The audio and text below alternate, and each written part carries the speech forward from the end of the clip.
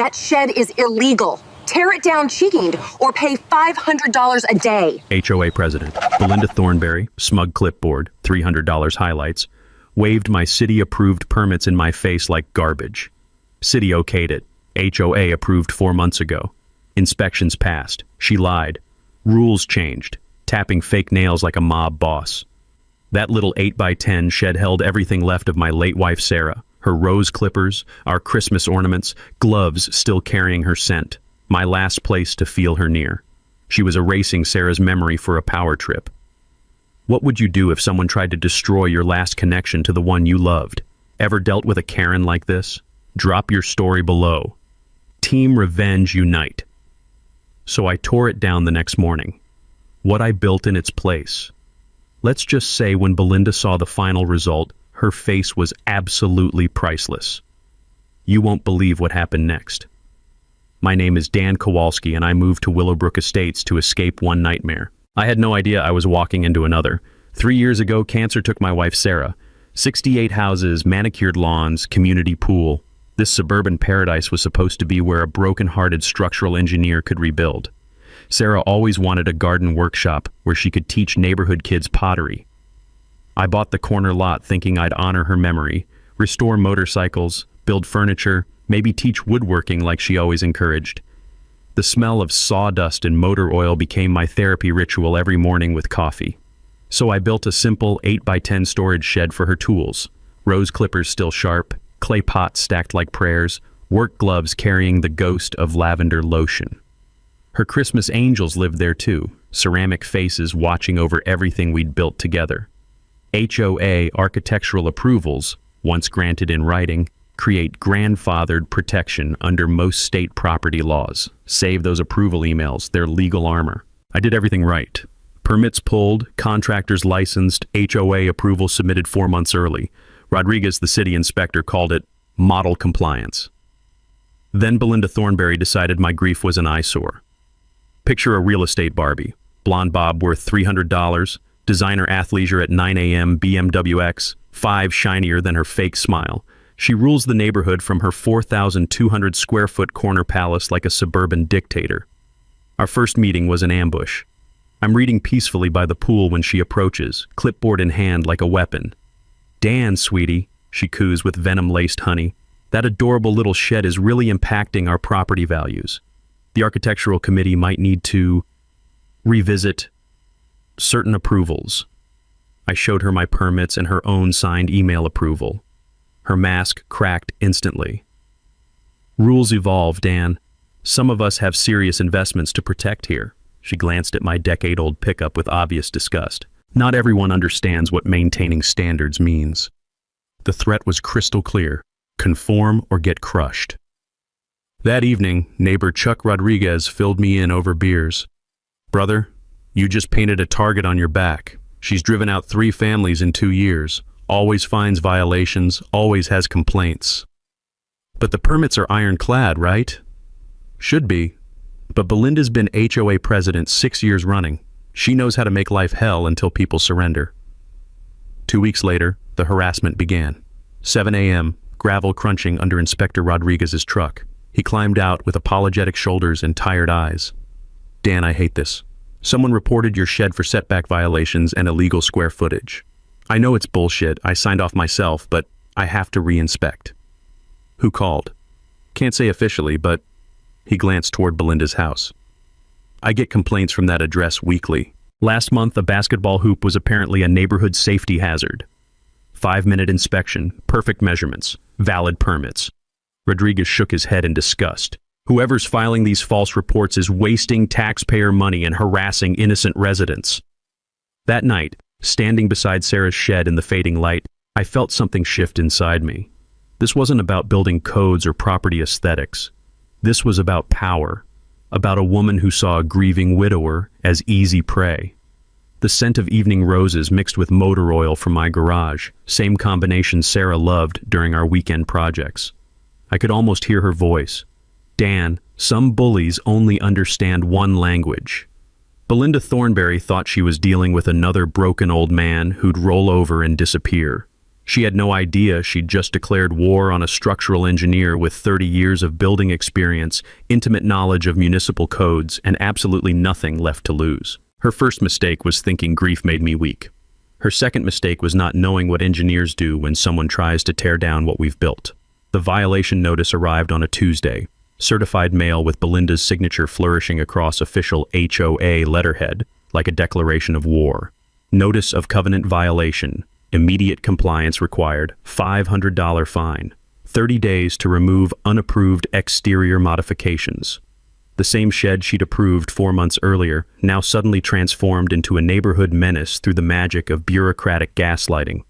I sat at my kitchen table reading her accusations while sipping coffee from Sarah's favorite mug, the ceramic one with "World's Best Gardener" painted in fading blue letters. The irony wasn't lost on me. Belinda was trying to erase the last physical space where Sarah's memory lived. That's when I remembered something my old law professor used to say during my engineering degree's required legal studies. Most people don't know that authorities can't just change their minds after you've relied on their approval. It's called estoppel, and it's your legal shield. I'd filed that knowledge away 30 years ago, never imagining I'd need it to protect my dead wife's garden tools.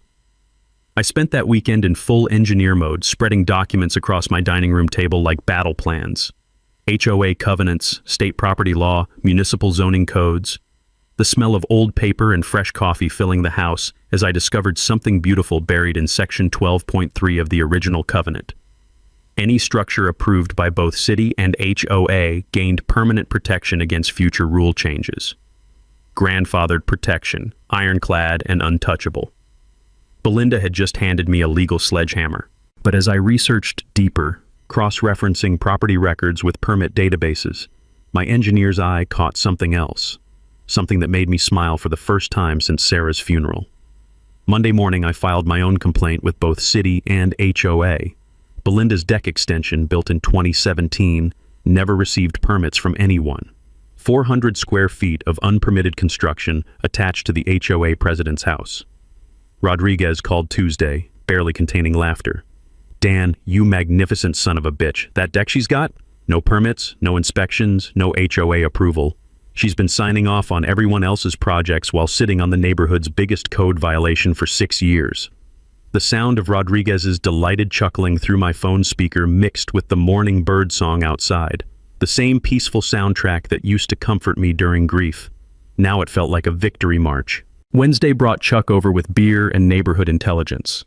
"Brother, Belinda's been making calls all day. Heard her through the fence, screaming at someone about harassment and targeting. Her voice was cracking like a teenager." Thursday, she appeared at my front door. Gone was the fake sweetness from our pool encounter. Her $300 highlights looked frazzled, makeup smeared like she'd been crying. The clipboard shook in her manicured hands, and I could smell the desperation rolling off her expensive perfume mixed with fear sweat. "Dan, we need to talk." "About your illegal deck?" Her face flushed crimson, spreading down her neck like spilled wine. That's different. That's grandfathered construction. Grandfathered requires original permits, Belinda. You know, the same permits you're claiming don't protect my shed." She stepped closer, her voice dropping to a panicked whisper. "Look, maybe we got off on the wrong foot. Maybe we can work something out." "You mean like withdrawing your fraudulent violation notice?" "It's not fraudulent. The architectural standards don't apply to grandfathered structures with valid permits. I can email you the relevant statute if you'd like." Her voice cracked completely. "Dan, please, that deck, my husband doesn't know I built it without permits.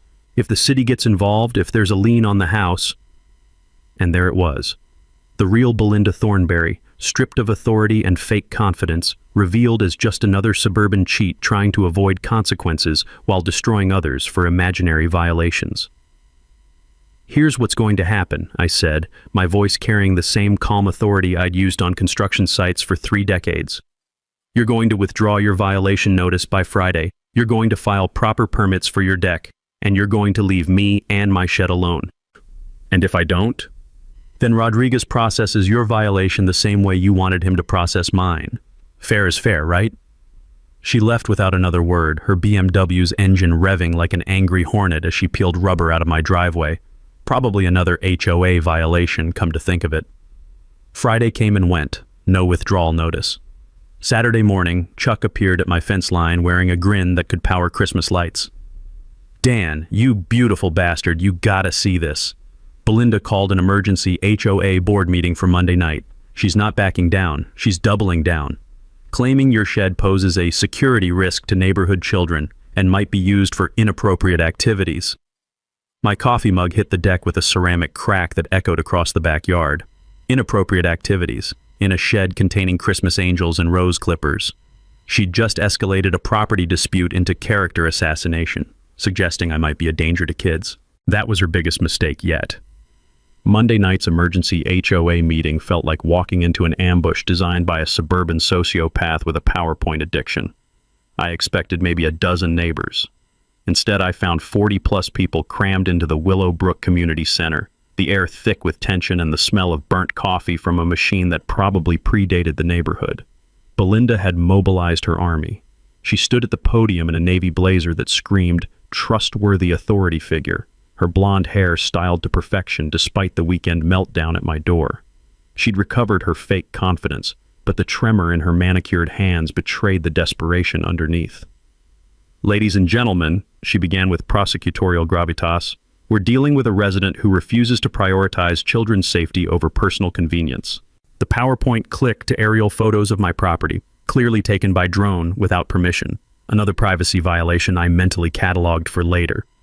My innocent 8x10 shed looked positively menacing from 200 feet up, especially with Belinda's dramatic red arrows pointing at it like a target. This unsecured structure contains unknown materials and lacks basic safety protocols required for buildings accessible to neighborhood children. I watched Chuck shake his head in the third row while Mrs. Palmer looked genuinely frightened by Belinda's theatrical presentation. Mike Torres, the guy she'd fined for parking his RV, sat in the back with arms crossed, clearly recognizing the same harassment playbook. I let her dig deeper. Furthermore, when board members attempted reasonable dialogue about community safety, this resident responded with threats of legal retaliation and personal attacks on long-serving volunteers. That's when I stood up, my engineer's training kicking in with measured calm. "Belinda, are you referring to when you came to my door begging me not to report your unpermitted deck to the city?" The fluorescent lights buzzed overhead in the sudden silence. Her face flushed scarlet. "That's completely out of context. I was attempting diplomatic resolution by offering to withdraw fraudulent charges in exchange for my silence about your code violations." "Mr. Kowalski, you're out of order," she snapped, her composure cracking like cheap veneer. "This meeting addresses your non-compliant structure, not baseless accusations." I pulled out my phone, opening the email I'd prepared like ammunition. "Would you prefer I read Rodriguez's inspection report on your deck? The one that lists 6 years of unpermitted construction violations?" The murmur that swept through the crowd sounded like hornets discovering their nest had been kicked. Phones emerged as neighbors started Googling property records in real time. But Belinda wasn't finished. She was just getting started. From her briefcase, she produced a thick manila folder that made my stomach drop. The smile returning to her face told me she'd been saving this moment. "I've filed formal complaints with 3 additional agencies regarding Mr. Kowalski's structure. The county health department is investigating potential environmental contamination from improperly stored materials. Environmental contamination from Christmas lights and garden tools. The state fire marshal has been notified about fire safety violations in an unpermitted structure near residential properties. Fire safety violations for a metal shed with nothing flammable except some old tinsel. And I've contacted the IRS regarding potential unreported business income from activities conducted in an unregistered commercial structure." The room spun slightly as the full scope of her nuclear option hit me. She wasn't just trying to get my shed removed. She was attempting to destroy my life with a coordinated bureaucratic bombardment designed to bankrupt me with legal fees, even if I eventually won. The taste of copper filled my mouth as I realized how badly I'd underestimated her willingness to escalate. This wasn't petty HOA harassment anymore. This was systematic character assassination using the full power of government agencies. Chuck stood up, his voice shaking with anger. "Jesus Christ, Belinda. Environmental contamination? The man stores Christmas decorations in there." "That's what he claims," she replied smoothly, back in control now that she'd dropped her bombs. "But official investigations will determine the truth." Patricia Webb, her loyal neighbor, nodded sagely. I've observed suspicious late-night activity around that structure. Unusual sounds, strange smells. I stared at Patricia, remembering last Thursday when I'd retrieved my hedge trimmer at 10 p.m. to cut the bushes blocking her sunset view, as a favor to her. But Belinda wasn't done. She pulled out one final document, her smile now genuinely triumphant. I've also been in contact with Mr. Kowalski's homeowner's insurance company. They're very interested to learn about unpermitted structures that could void his coverage entirely. That's when I understood the true scope of her strategy. She was trying to make it impossible for me to fight back by threatening my home, my finances, and my legal standing simultaneously. As the meeting dissolved into chaos, Belinda gathered her materials with the satisfied air of someone who'd just executed a perfect assassination. Walking to my truck under the parking lot's harsh security lights, I realized I'd been thinking too small. Belinda Thornberry wasn't just a neighborhood bully. She was a predator who used bureaucracy as a weapon, and I was about to become her biggest mistake. The bureaucratic blitzkrieg began at 6:47 a.m. with the sound of multiple trucks rumbling down Maple Drive like an occupying army. I watched from my kitchen window as a parade of government vehicles parked outside my house. County Health Department, State Fire Marshal, Building Code Enforcement, and one unmarked sedan that screamed federal authority. The smell of diesel exhaust mixed with my morning coffee created an oddly appropriate atmosphere for what felt like a coordinated raid on my Christmas decorations. Mr. Kowalski? The health department inspector looked like she'd rather be anywhere else on Earth. We're here about potential environmental contamination from hazardous materials storage. I walked her to my shed, opened the door, and watched her face cycle through confusion, embarrassment, and barely contained anger as she surveyed Sarah's clay pots, boxes of Christmas lights, and one bag of organic potting soil so old it had probably fossilized. Sir, the complaint mentioned chemical storage and unusual odors. I'm seeing garden tools. That's because someone filed a false report, I said, handing her photographs I'd prepared of every item in the shed. But you probably figured that out already. The fire marshal had a similar reaction to my alleged improperly stored flammable materials, which consisted of some old newspapers I used for wrapping Sarah's ceramic angels each winter. By noon, I'd watched 7 government employees waste their morning investigating claims so obviously fraudulent that several apologized before leaving. The building inspector actually shook his head in disgust as he climbed back into his truck. But the real show started when Rodriguez arrived for the electrical inspection. Dan, he called as he approached my shed. I need to document these alleged fire hazards from your electrical connections. What electrical connections? He stopped walking, clipboard frozen midair. The complaint says you've got unpermitted electrical work creating fire risks for neighboring properties. I pointed to my shed. Rodriguez, that building has no electricity, no outlets, no wiring, no connection to the grid. It's about as electrical as a cardboard box. His face went through several interesting color changes as he processed this information. Someone filed a complaint about electrical hazards in a building with no electricity? Gets better. Want to guess who filed it? That's when Rodriguez told me something that transformed my irritation into white-hot rage. Dan, I need to tell you about my conversation with Mrs. Thornberry yesterday. She didn't just file this complaint. She offered to pay for expedited inspections, cash money, $500 to have your property inspected immediately. The afternoon heat suddenly felt arctic as the implications hit me. She tried to bribe you? Oh, it gets so much better. Rodriguez's voice carried the tone of a man who'd seen too much corruption in small-town politics. When I explained that's not how city services work, she asked if there was any way to ensure thorough compliance enforcement for problem residents. Meaning? Meaning she wanted me to find violations whether they exist or not. She was asking me to manufacture code violations to force you out of your home. I stood there in my backyard, surrounded by Sarah's roses and the peaceful suburb we'd chosen for retirement, listening to a city inspector describe an attempt to corrupt municipal services for personal revenge. That's when my engineering brain shifted into a different mode entirely. For weeks, I'd been playing defense, responding to Belinda's attacks, documenting her lies, defending my legal shed against fraudulent complaints. But engineers don't just solve problems, we build solutions. And I just realized that Belinda Thornberry had handed me the blueprint for the most elegant solution of my career. Rodriguez, I need you to document everything she just told you.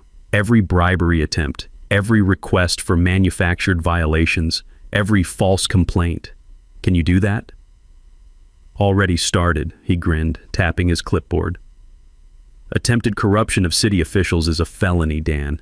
She just escalated this from HOA harassment to criminal activity.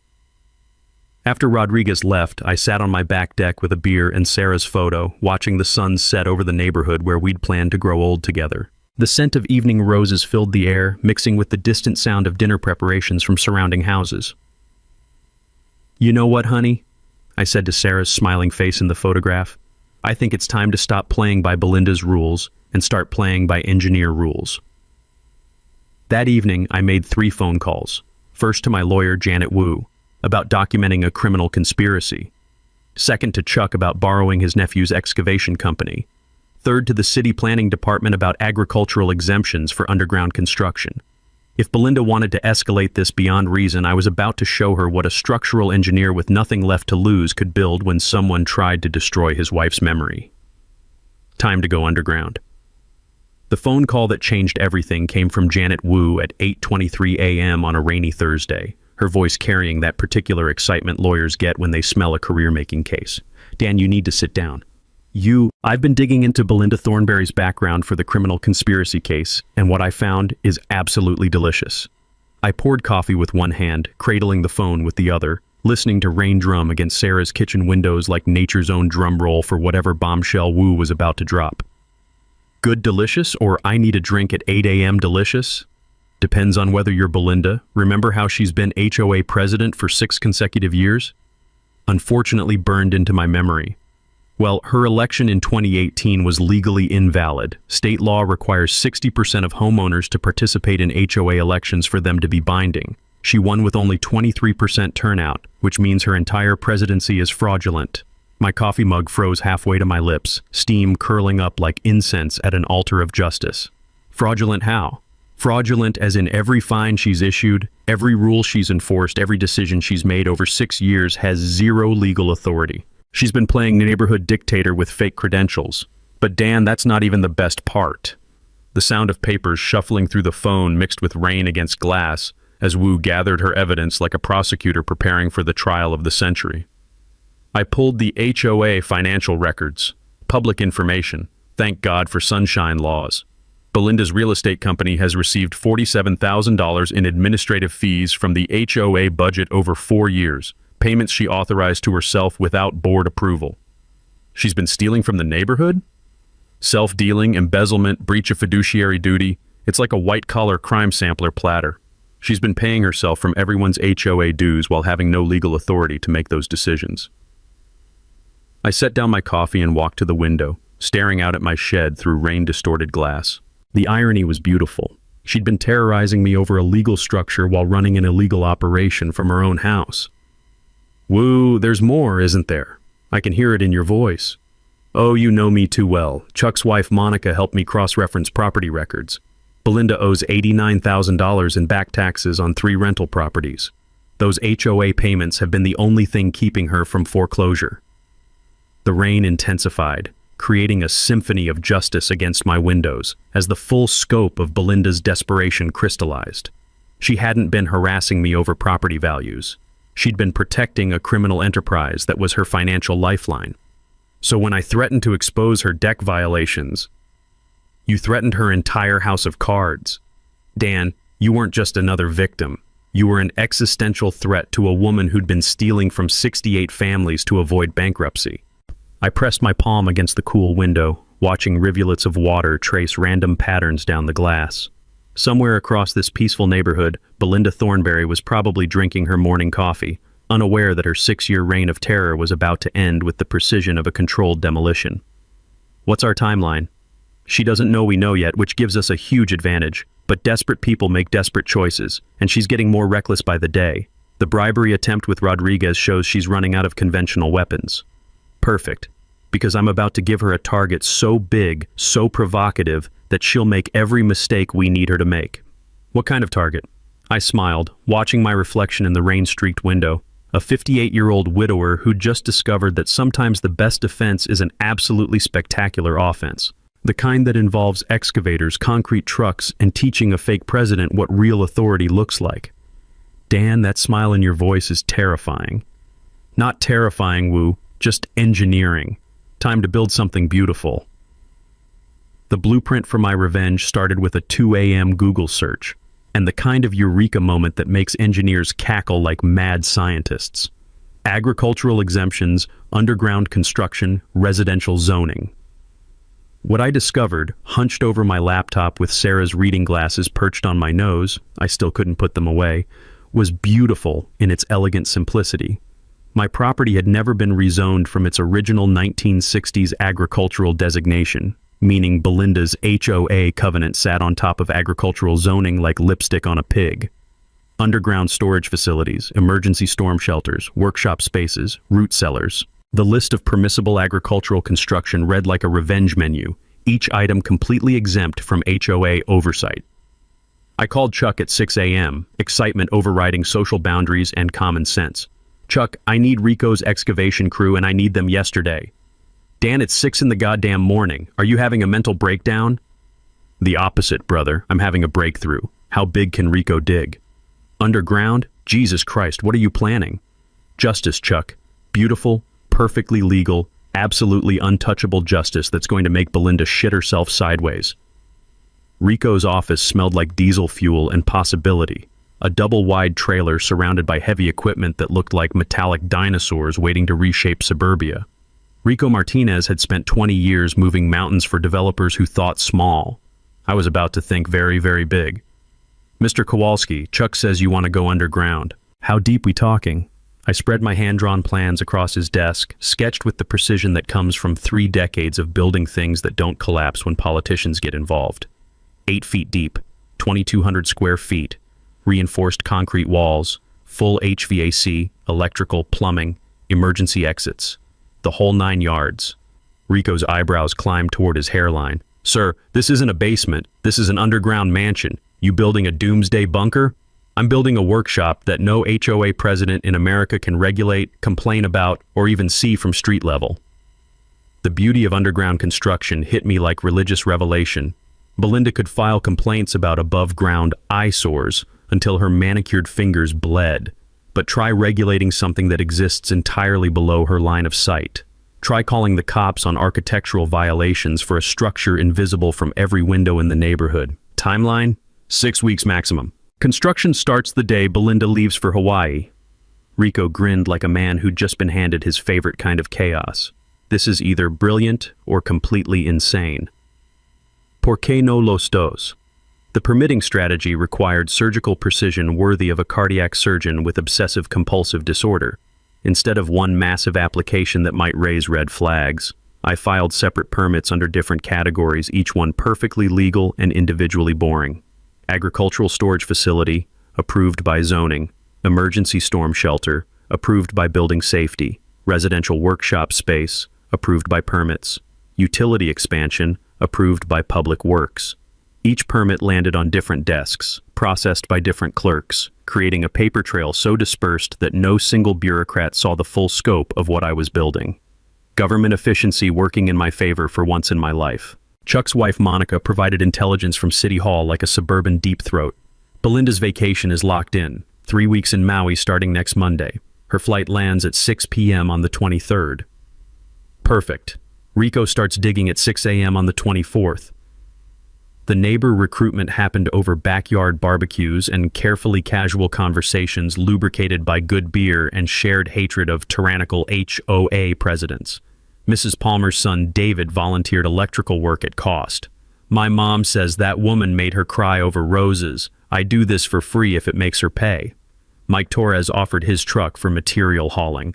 Belinda fined me for parking my RV on my own property. Whatever you're building, I'm in.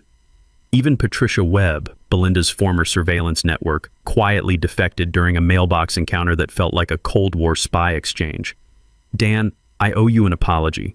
Belinda convinced me you were dangerous, that the neighborhood needed protection from you. Water under the bridge, Patricia, but maybe you can help me now. What do you need?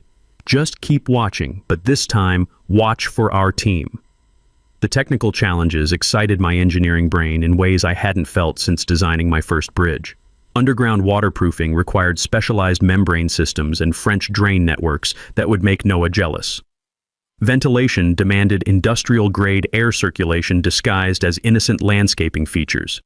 But the most beautiful detail was the access system. Concrete stairs descending to a reinforced steel door that would emerge from my backyard like a suburban space hatch, visible only to satellites and very curious birds. The night before excavation, I sat in Sarah's chair with her photograph and a victory beer, looking out at the innocent shed that had started this suburban war. Tomorrow, honey, we dig. Literally. 8 feet down into the earth you loved so much, building something they'll never forget, never control, and definitely never see coming. The shed sat peacefully in moonlight, completely unaware it was about to become ground zero for the most elaborate middle finger ever constructed with proper permits and reinforced concrete. Belinda Thornberry thought she was dealing with a broken old widower. Tomorrow, she'd discover what happens when you mess with an engineer who has nothing left to lose and access to heavy equipment. The symphony of 3 Cat 320 excavators roaring to life at 6 a.m. sharp was better than Christmas morning, a diesel-powered orchestra playing the opening notes of Belinda's suburban nightmare.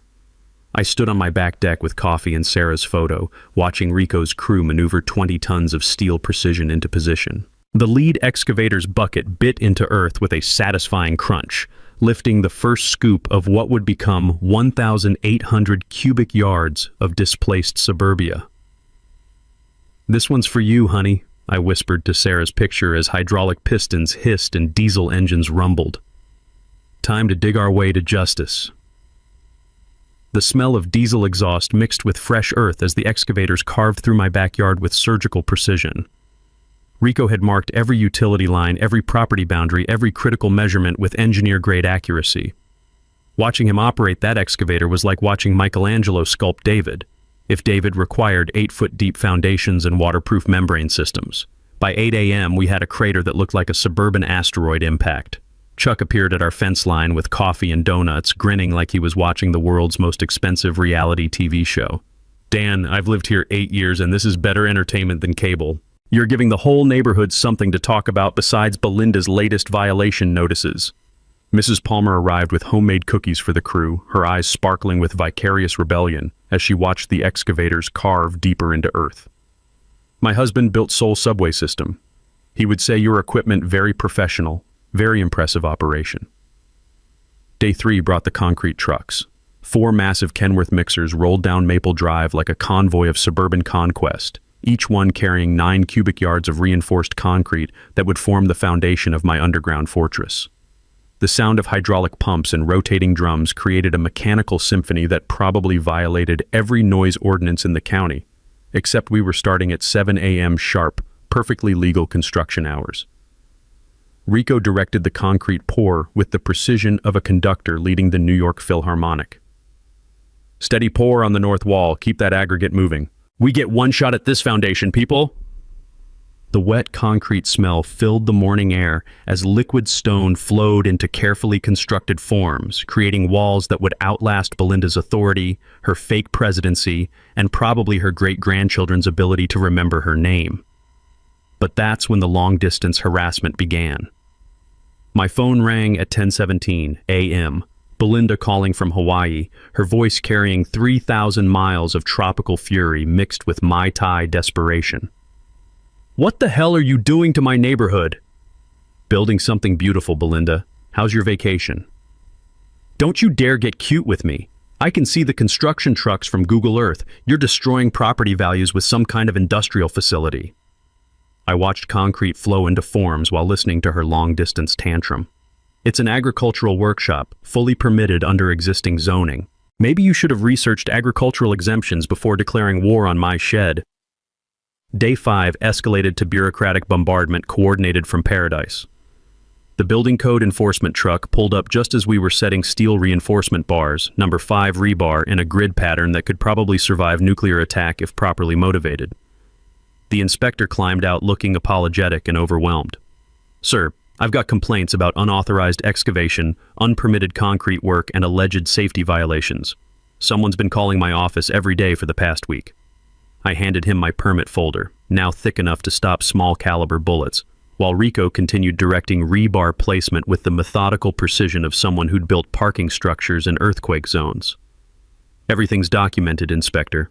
Agricultural storage facility with emergency shelter provisions. Want to see the structural engineering reports? He spent 20 minutes reviewing paperwork that would make Pentagon contractors jealous, then shook his head in professional disgust. Sir, this is the most over-engineered residential project I've ever inspected. Whoever's filing these complaints is wasting taxpayer money. Day 7 brought sabotage that made Navy SEAL demolition look amateur. I discovered the damage at dawn. Construction fencing sliced with surgical precision, sand poured into concrete mixer engines with the efficiency of professional vandalism. But the most revealing detail was the timing. 3:17 a.m. local time, exactly 9:17 p.m. Hawaii time. Boss, Rico muttered, surveying $3,000 in equipment damage. I've built shopping centers in gang neighborhoods with less drama than your suburban paradise. That's when I implemented my counter strategy. Instead of just replacing damaged equipment, I called Detective Palmer and hired Martinez, retired military police who specialized in protecting construction sites from interested parties with destructive tendencies.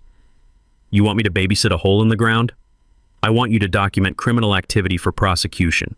Someone's escalating from harassment to felony property destruction. Martinez set up surveillance like he was protecting Fort Knox, complete with night vision equipment and the kind of professional paranoia that makes criminals reconsider their life choices. Day 12 brought the most revealing attack. Coordinated neighborhood pressure funded from tropical paradise. 3 families received identical phone calls offering to cover legal fees for anyone willing to file construction complaints. The script was obvious. Environmental concerns, property values, community safety, all copy-pasted from Belinda's harassment handbook. Janet Kim called me directly. Mr.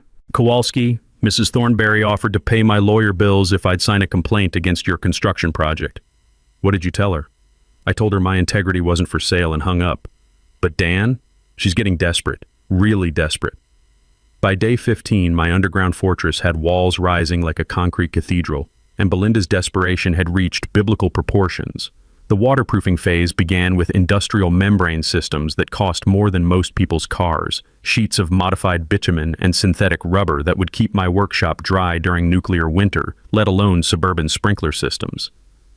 Rico's crew applied each layer with the reverence of monks illuminating manuscripts, knowing that one mistake would mean jackhammering through reinforced concrete to fix leaks.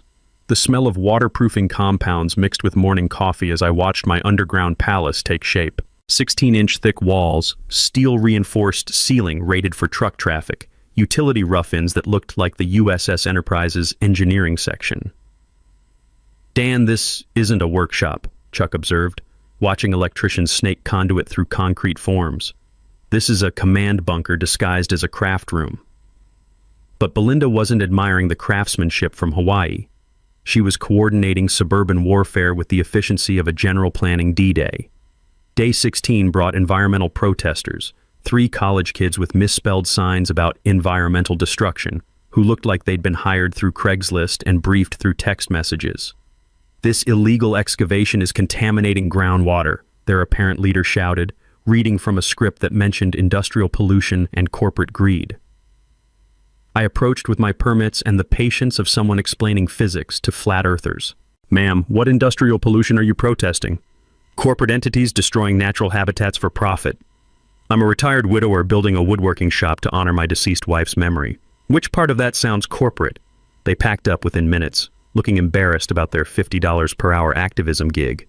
Day 18 brought the electrical rough-in, miles of 12-gauge Romex cables snaking through concrete walls like copper arteries feeding a mechanical heart.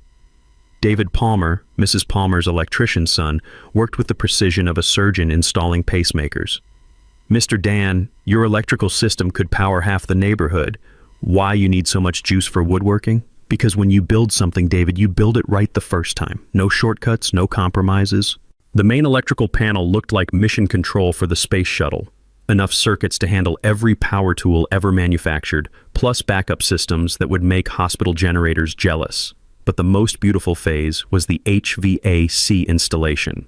industrial fans capable of completely exchanging the underground air every 12 minutes, filtration systems that could handle sawdust or biological warfare with equal efficiency, climate control that would maintain perfect temperature and humidity regardless of surface weather. The sound of air circulation created a mechanical heartbeat that would soon become the soundtrack for neighborhood kids learning that wood could become anything their imagination demanded. Day 20 brought plumbing rough-in that looked like engineering porn. Copper and PEX lines delivering water pressure that could strip paint, waste systems capable of handling a small restaurant, emergency connections that would function during zombie apocalypse. Rico stood in the nearly completed space, hard hat tilted back, surveying our concrete cathedral with professional satisfaction. Boss, I've built foundations for 20-story buildings that weren't engineered this well. This workshop's going to outlast the pyramids. That's when Detective Palmer called with news that changed everything. Dan, we've been monitoring Mrs. Thornberry's phone activity from Hawaii. She's made 47 calls to various government agencies, filed complaints with 14 different departments, and attempted to bribe 3 separate city officials. How do you know about the bribery attempts? Because we've been recording her calls since the 3rd false report. She offered Rodriguez $500 for thorough compliance enforcement and asked if there was any way to find violations that might not be immediately obvious. I stood in my underground workshop surrounded by the fruits of 3 weeks' precision construction, listening to Detective Palmer describe a criminal conspiracy orchestrated from a beach resort. Detective, when she gets back from paradise, she's going to discover that her harassment campaign failed completely. What happens then? That's when desperate people make their biggest mistakes. And Dan will be ready. Day 21 brought the final concrete pour, the ceiling slab that would transform my excavation into a genuine underground facility. Concrete trucks lined Maple Drive like a parade of suburban conquest as liquid stone flowed overhead, creating a roof strong enough to park aircraft carriers. Rico climbed out of the excavation covered in concrete dust and grinning like he'd just built the 8th wonder of the world. Boss, your workshop is officially weatherproof, earthquake-proof, and Belinda-proof. She can file complaints until her manicured fingers bleed. This baby's built to code and beyond. Standing in my completed underground fortress, listening to HVAC systems hum with mechanical satisfaction, I realized Belinda's vacation was ending in 2 days. Time to show her what happens when an engineer stops playing defense and starts building solutions. What happened next should be taught in law schools as a masterclass in how not to handle criminal investigations while surrounded by witnesses and recording equipment. I haven't filed any false reports, Belinda shrieked, her voice cracking like thin ice under the weight of 3 weeks' worth of documented lies. Everything I've reported has been legitimate community safety concerns. Detective Palmer smiled with the professional warmth of a shark smelling blood. Mrs. Thornberry, would you like to revise that statement? Because I have recordings of you offering to pay neighbors legal fees for filing complaints against Mr. Kowalski's construction project. The gathering crowd, now including Mrs. Palmer with her phone camera, Mike Torres recording from his driveway, and at least 15 neighbors drawn by the drama, watched Belinda's face cycle through emotions like a slot machine hitting jackpot in reverse. That's taken out of context. I was simply trying to coordinate community response to a dangerous situation. Rodriguez stepped forward with his construction inspection logs, the thick folder representing 3 weeks of methodical documentation that would make accountants weep with joy. Ma'am, which part of this construction poses a danger? The reinforced concrete that exceeds residential building standards by 200%, the professional HVAC system with triple redundancy safety features, or the emergency evacuation systems that surpass commercial building requirements? Chuck couldn't resist adding fuel to the beautiful fire. Belinda, the only dangerous thing around here is your mouth and whatever's left of your credibility. That's when she made the tactical error that transformed neighborhood drama into viral social media gold. Fine, you want to know the truth? Her voice carried across Maple Drive like a confession broadcast on suburban radio. I've been trying to get rid of Dan Kowalski since he moved here. He doesn't belong in this neighborhood. His property values are wrong, his truck is too old, and his dead wife's garden shed was an eyesore that needed to go. The silence that followed was so complete, you could hear lawn sprinklers 3 houses away. Mrs. Palmer's phone captured every word as Belinda continued her public self-immolation. I've worked too hard building this community's reputation to let some blue-collar nobody with PTSD and grief issues destroy what I've created. Chuck's jaw dropped. Mike Torres stopped recording to stare. Even Detective Palmer looked impressed by the spectacular nature of Belinda's professional suicide. But she wasn't finished. And yes, I've been president for 6 years without proper elections. Yes, I've paid my company from HOA funds. So what? Someone had to maintain standards while the rest of you lived like animals? Officer Martinez turned to Detective Palmer with an expression that suggested this was either the easiest arrest of his career or the most entertaining confession he'd witnessed in 20 years of police work. That's when I delivered my mic drop moment. Belinda, thank you for that comprehensive confession, but there's one thing you got wrong. She turned to me with the wild-eyed desperation of someone who'd just realized they'd been digging their own grave with their mouth. I'm not blue-collar. I'm a structural engineer who designed half the bridges in this county. My old truck is a classic I restored by hand. And that eyesore you destroyed? I gestured toward the underground entrance rising from my backyard like a concrete monument to persistence. It's been replaced by something that will outlast your fake authority, your criminal enterprise, and probably your memory in this neighborhood. The crowd's murmur of approval sounded like vindication with a suburban accent. Detective Palmer stepped forward with handcuffs and the kind of smile that suggests justice occasionally has a sense of humor. Belinda Thornberry, you're under arrest for filing false police reports, attempted bribery of city officials, embezzlement of HOA funds, and conspiracy to commit criminal harassment. As the handcuffs clicked shut, Belinda's final words echoed across the neighborhood with the poetry of perfect irony. This isn't over. I'll sue every one of you. My lawyer will destroy this whole neighborhood. Ma'am, Detective Palmer replied with professional courtesy, your lawyer is probably going to be very busy with your criminal defense. I'd recommend focusing on that. The crowd burst into applause as Belinda was escorted to the patrol car, her designer vacation outfit clashing beautifully with standard issue handcuffs. Chuck raised his coffee mug in salute. Dan, that was the most beautiful thing I've ever seen. Better than my wedding day. Mrs. Palmer approached with tears in her eyes and her phone still recording. Mr. Dan, you did what we all wanted to do for 6 years. Thank you for saving our neighborhood. As the police cars pulled away, carrying Belinda toward a future that included criminal trials and probably not much real estate success, I stood beside the entrance to my underground workshop. Sarah's final gift transformed into justice with reinforced concrete and proper permits. The smell of fresh morning air mixed with the lingering scent of Belinda's desperation and the sweet perfume of suburban victory. Rodriguez approached with his final inspection report and a grin that could power Christmas lights.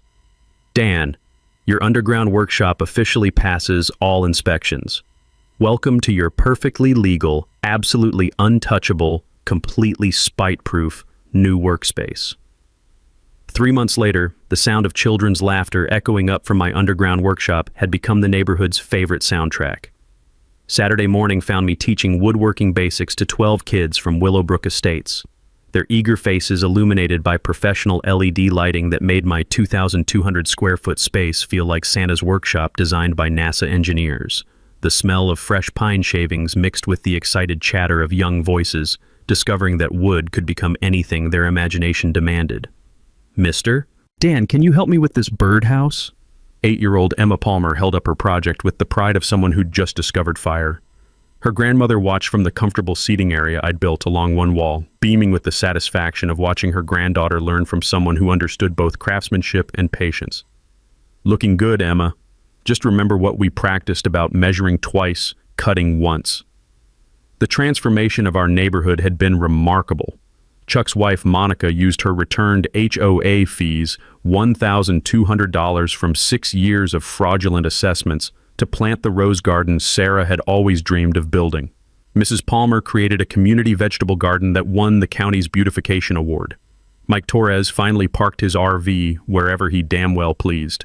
The new HOA board, led by Chuck's reluctant but honest presidency, focused on actual community building instead of enforcement terrorism. Monthly meetings now featured potluck dinners and project planning sessions instead of violation hearings and character assassinations.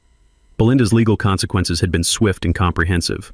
Federal charges for mail fraud, those official HOA documents, state charges for embezzlement and filing false reports, plus civil lawsuits from every neighbor she'd terrorized over 6 years. Her real estate license vanished faster than her BMW, repossessed along with her house when the IRS liens finally caught up with reality. Patricia Webb, her former surveillance coordinator, now served as the workshop's volunteer safety monitor and had become one of my most reliable allies in teaching kids the difference between power tools and actual power. "Dan, you've got a visitor," Chuck called from the workshop entrance, his voice carrying that particular excitement reserved for good surprises. I looked up from helping Tommy Martinez learn proper sanding technique to see Janet Wu descending the concrete stairs, carrying a briefcase and wearing the smile of someone delivering excellent news. "Counselor, what brings you to my underground empire?" "Good news and better news. The good news is that Belinda's plea bargain was finalized yesterday. 18 months federal prison, full restitution to all HOA victims, and permanent prohibition from holding any homeowners association position. And the better news? 3 other neighborhoods have contacted me about hiring you as a consultant for HOA reform. Apparently, word travels fast about engineers who know how to handle suburban tyrants." The kids gathered around as Wu explained how my case had become a template for fighting HOA abuse across the county. Emma Palmer raised her hand with the solemnity of someone asking the most important question in history. "Mr. Dan, are you famous now?" "Not famous, sweetheart. Just someone who learned that sometimes the best way to solve a problem is to build something beautiful." That evening, after the last young woodworker had been collected by proud parents carrying handmade treasures, I sat in Sarah's memorial corner of the workshop, her photo surrounded by the clay pots and tools that had started this whole adventure. The underground space hummed with contentment, climate control systems maintaining perfect temperature, air circulation carrying the lingering scent of sawdust and young ambition, LED lights casting warm shadows across workbenches that would serve the next generation of neighborhood builders. "We did it, honey," I whispered to Sarah's picture. "We built something they can't tear down, can't regulate, and definitely can't ignore." The workshop hosted its first annual scholarship ceremony the following month, the Sarah Kowalski Memorial Fund, providing woodworking tools and community college tuition for kids who showed passion for building beautiful things with their hands. Chuck's toast at the celebration captured the neighborhood's sentiment perfectly. To Dan Kowalski, who proved that sometimes the best revenge is living well, 2,200 square feet underground, completely legal, and absolutely beautiful. You know, Dan's story. It really gets to the heart of something I see over and over again in these HOA cases. That $500 fine Belinda slapped on him wasn't really about the shed. It was about testing him, seeing if he'd just roll over and pay up like anyone else has been doing for 6 years. What strikes me about this whole thing is how methodical that was. Guy's an engineer, right? So when she came at him with fake authority and made up rules, he didn't get emotional. He got systematic. Started pulling permits, researching agricultural exemption, documenting everything she did. 2,200 square feet underground. Can you imagine Belinda's face when she got back from Hawaii and saw that concrete entrance rising up from his backyard? The thing is, people like Belinda, they count on you not knowing the rule better than they do. They count on you being too tired, too busy, too intimidated to fight back properly. But when someone actually takes the time to understand what they are dealing with, when they have the patience to build a real response instead of just getting angry, that changes everything. Have you ever dealt with someone in your HOA who thought the rule only applied to other people? I'd be curious to hear what's happened in your situation.